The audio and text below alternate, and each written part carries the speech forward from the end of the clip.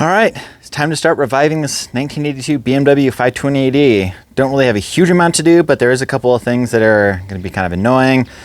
Most of which is getting some stuff done on the engine that really needs to get done before I try and even remotely start it, and then figuring out the fuel system. So let's check it out and let's get to work.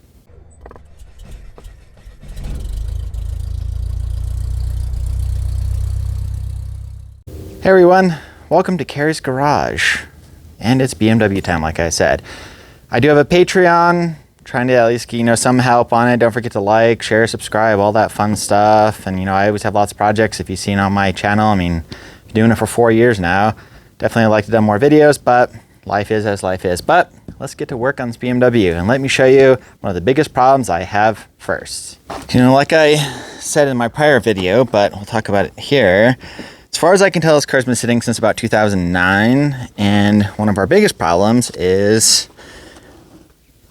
the fuel tank. This is what I siphoned out of the tank, and it's absolutely disgusting.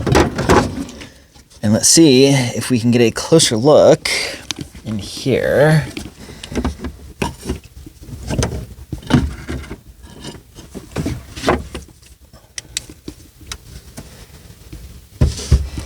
I don't know how much you guys are going to be able to see, but it is absolutely disgusting inside this tank. There you go. So I am going to have to end up pulling this fuel tank. There's no way around that. Now I found out that I can buy a brand new fuel tank. It's $1,100, so that's not an option. I could probably find a good used fuel tank, but even those are $400 or $500. So I've done it before. I don't really like doing it, but I have done it where I pull it out and spend too much time cleaning it and seeing if I can't get it sorted out. If not, I'm probably going to see if I can get a used fuel tank. But for now, let's focus on the engine. So thankfully, this car is relatively easy to work on. Like I say, I've worked on plenty of them in the past.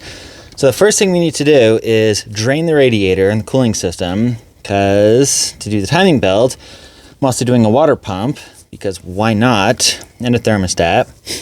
So let's go ahead and get the radiator drained out. Looks like this radiator was replaced at some point. It's a fairly new radiator, so that is good. We are missing the fan shroud, but hopefully I'll be able to source one of those out. So of course, this clamp is in a really annoying place. So let's see if we can't get this off. And then I have this thing against cars with timing belts. I've had many. I don't really like them. I don't like doing timing belts, but of all the cars to do timing belts on, this one is probably the easiest. It doesn't take very long, and it's bloody easy compared to when I used to do timing belts on like 3000 GT VR4s and 300 ZXs and Subarus and stuff, which honestly I don't like doing and I don't really want to ever do again. But this one is easy. The parts are cheap. I think the timing belt kit was like $60 or something. So we will get into that once I get the radiator drained.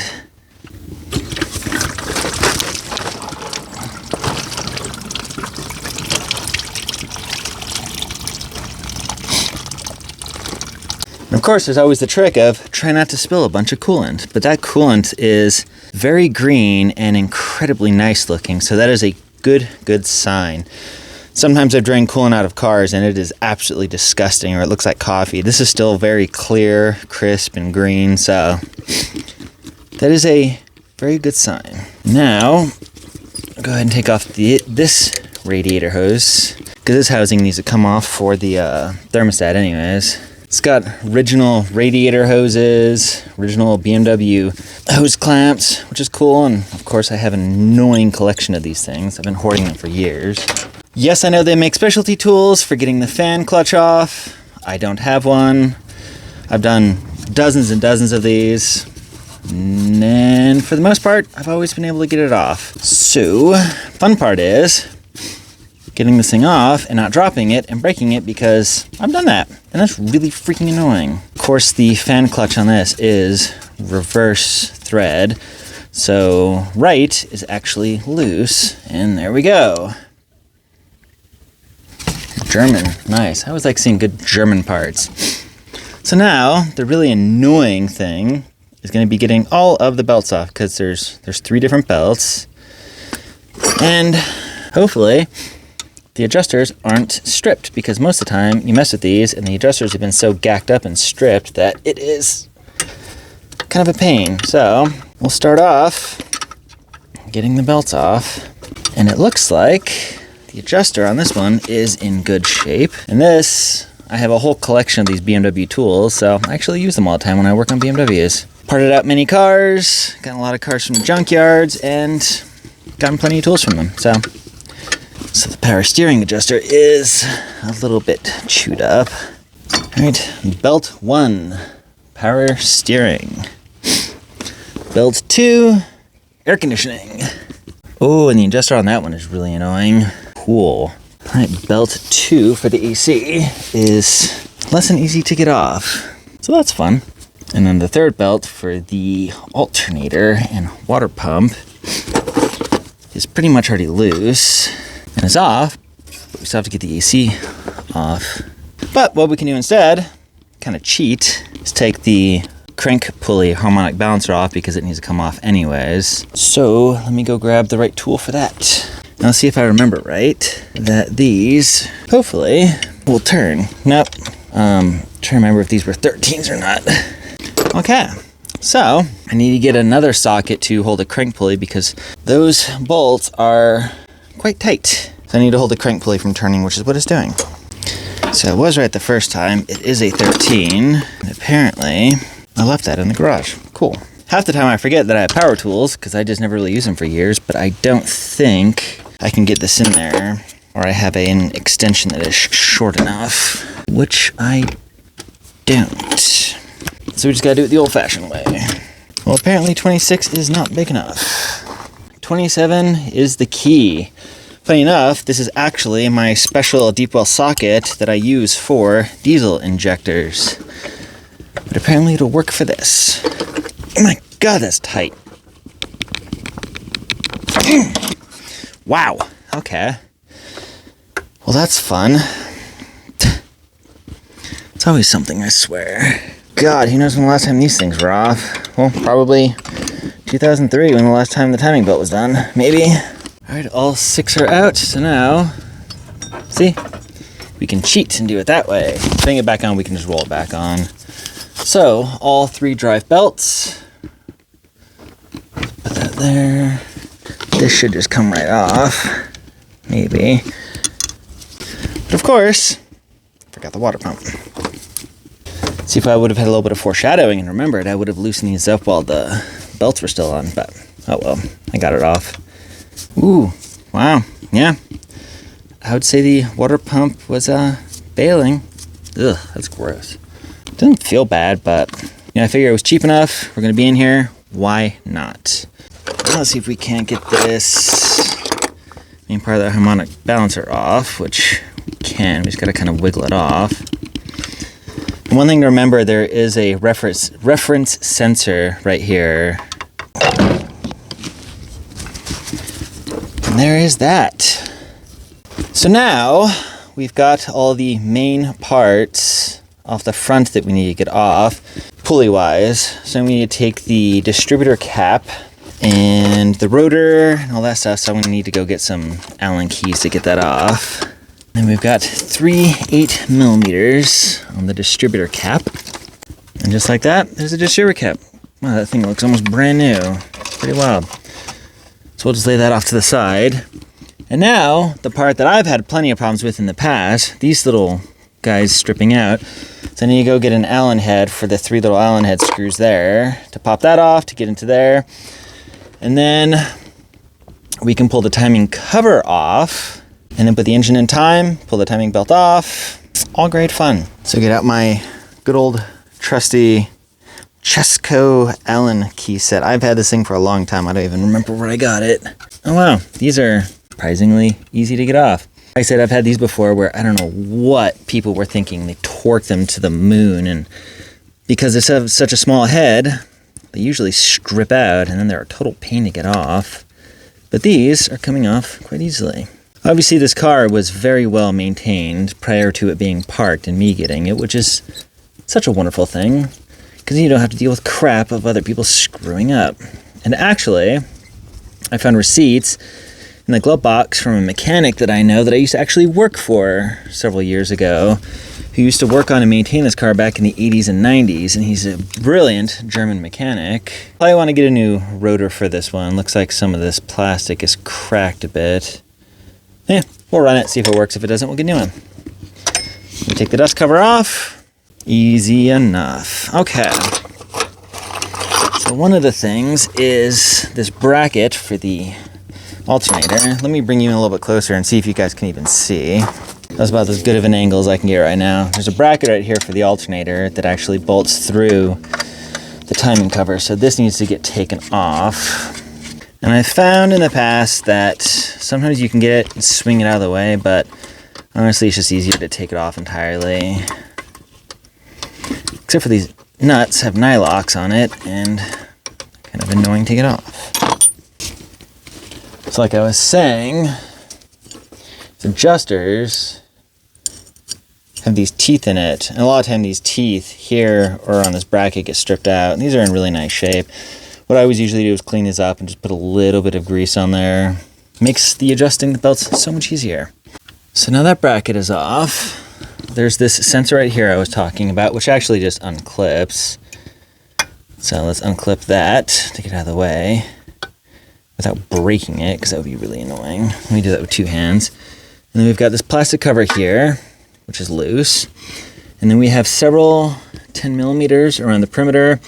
And then the timing cover comes off, and then we can take a look, put the timing marks into place, and the timing belt comes off. So like I say, overall in general, it's pretty easy compared to a lot of the other ones I've ever done.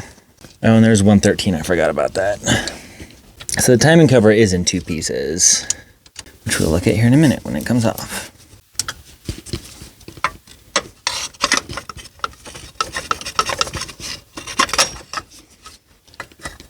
So here's the upper timing cover. Pretty simple, only held in by the 13 millimeter here, the 10 millimeter here, and then the stud that slides through right there. And the bottom timing cover is held in by, one 10 millimeter, and then slides over that stud as well, which if I remember right, also holds the tensioner in place. God, it's actually been, over a decade since I've done one of these. And then the lower timing cover, which is just this dinky little thing. And there we go. Now we have the timing belt in sight. The engine lift eyelet is also retained by that top one. Then here's that plastic cover with the crank angle or the crank reference sensor. Pretty much as simple as that. There's really not, like I say, there's really not a huge amount to it. So now we need to put the engine into time. So let me bring you in a little bit closer and we'll see what we can see. Okay, so on the camshaft, on the cylinder head, there's a line right there.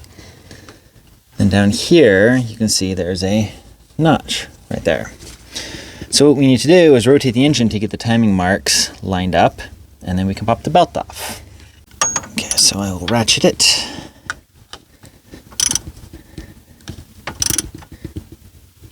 And line to notch. Really hard to picture, but yeah. Once we get the timing belt off, I'll show you. So now our timing marks are all properly in place. We can loosen up the tensioner. So my old boss used to tell me that they would have problems sometimes with techs taking these tensioners, making them just a little too tight, and then the timing belts on these would sing. They get really loud and sing when you rev up the engine, which apparently is kind of annoying. Anyways, okay, so now it's loosened up so we can get the timing belt off.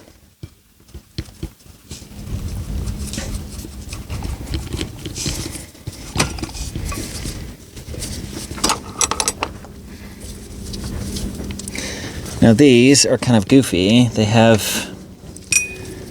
this little guy and a spring that actually goes into the water, to the side of the water pump. It's got an indent. There's our tensioner. Not bad. work the timing belt up. There it is. So honestly, this timing belt looks really good. There's no cracks in it that I can see. Like, it's a very nice timing belt, but, you know, age. This car has been sitting for many years, and I just didn't trust a timing belt that was that old, and I really didn't want it to break, because it breaks means valves get munched. So, we're doing a timing belt. And again, it's cheap, and it's very cheap insurance. So, with this hose in the way, it's kind of hard to see, but if you look down, let's see. The line is right there. And you can see in this tooth right there, there's a little notch behind it. So that means it's lined up. I mean, it's slightly off, just a hair, but that's not a problem. And now, time for the water pump removal. So, let's make some more of a mess with coolant. It's easy enough with just 3 bolts on the water pump to the block. Simple as that. Man, seeing that really nice green coolant is just great to see. And here is our nice, new, shiny water pump. I'm just gonna put the teeniest amount of RTV on the gasket. Just a little skosh, really. Don't need a lot. So just the teeniest amount. Too many people glob on RTV on stuff, and yeah, you might think it seals well, but honestly, probably does more harm than good, especially on oil pans. The amount of vehicles I have seen taken apart that have oil pan gaskets globbed with RTV, and then the chunks of RTV that get sucked into the oil pickup. Actually, I had a 1.8 liter turbo Volkswagen I worked on years ago that had failed for oil starvation because somebody had an oil pan gasket and globbed way too much RTV in, sucked into the oil pickup, and starved the engine of oil. Killed that one. New gasket installed. Grab a bolt, and then we just... Simple enough. So this one makes, number 2 BMW inline 6s we have? We had that 7 Series for a while, and let me tell you what a bloody nightmare that thing was. The V12, great car, don't get me wrong, but working on it and buying parts for it was just a total nightmare. Very expensive, very complicated to work on, incredibly comfortable, great running engine, but yeah. I think I'll stick with these old inline 6s. And yes, I'm sure there's a torque setting for these, but I'm just going to do the good old German measure of Gutentight. Like I say, I've done enough of these where I just kind of know by feel what's a good tightness. And annoyingly, somewhere I actually have, I think it's a Haynes book for one of these, but I can't find it. I probably put it in a box somewhere because I didn't think I was going to be working on one of these anytime soon. So now I can't find it, which is annoying, but whatever. Okay, water pump is in. Now we can do timing belts. And here's our timing belt kit. Comes with a belt and tensioner. That's pretty much it. Part number TB131K1. I've installed a lot of these timing belts, like I've said, and I've only ever used Continental. It's always done me well. It's a product I trust. Made in Germany. Like to see that. So what we'll do first is we'll go ahead and install this tensioner. So we take the spring. Let me see if I can show you a little bit closer on this. So in the water pump, there's this indent. That's where this side of the spring goes. And this cone shape goes in the tensioner, kind of like this. So I'll just kind of rest it in place. So it goes kind of something like that. And then we'll put tension on it all the way to the bottom of its travel and put the bolt in, tighten it down. And when we put the belt on, we loosen it up until it springs back into place just enough. And then we'll check the tension of the timing belt and go from there. I'm just gonna make sure that the timing mark on here is still set correctly, which looks like it is. So now the good fun. We can put the timing belt back on. So now we can, and I always make sure, it's a neurotic thing, that not like you'll ever see it, but that the letters are pointed this way, so you can read it like that. I don't know. I always do that with drive belts, timing belts, it's just kind of a thing I've always done. This is always the struggle part. Just make sure that everything is lined up correctly, getting it around the tensioner, and slipping it on, just like that. So, timing mark on crank, Timing mark on cam. Everything is still in line. So now what we can do is tension the belts. Make sure that that's slightly loose. Let go of this. And what I'll do is turn it just a little bit, which will pop that into place. And I'll tighten it down. Not quite half a turn, pretty much how I always used to set them. So now what we'll do is we'll rotate it over several times by hand to make sure the timing marks line up perfectly and that nothing is binding, because you don't want to discover that with the starter. That's when bad things happen. This engine has great compression, I'll tell you that right now. And it lines up perfectly. So, timing belt is done. So now, I'm gonna clean off the timing covers a bit and then we'll put those back on. Well, that's about as good as that's gonna get because of course, I ran out of carb cleaner. So I need to go run by the auto parts store and go get some more.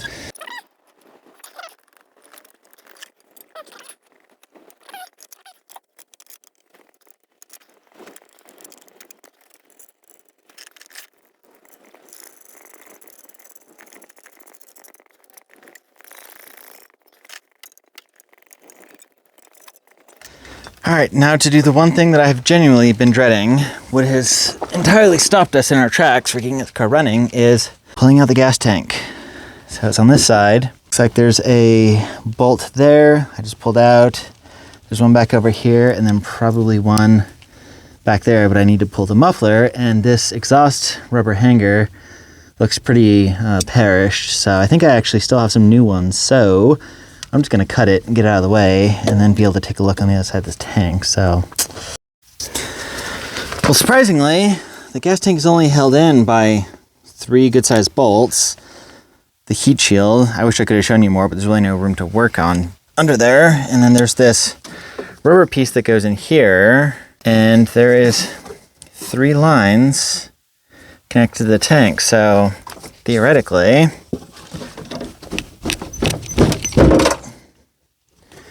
it can now drop out. It seems to, I guess, be glued up to the body a little bit, but let me wiggle it loose. All right, well, with some wiggling, and I had to take the exhaust hanger off that was just right up there, and of course it just disintegrated, so thankfully those are easy to get. And you gotta kind of wiggle the exhaust loose, and then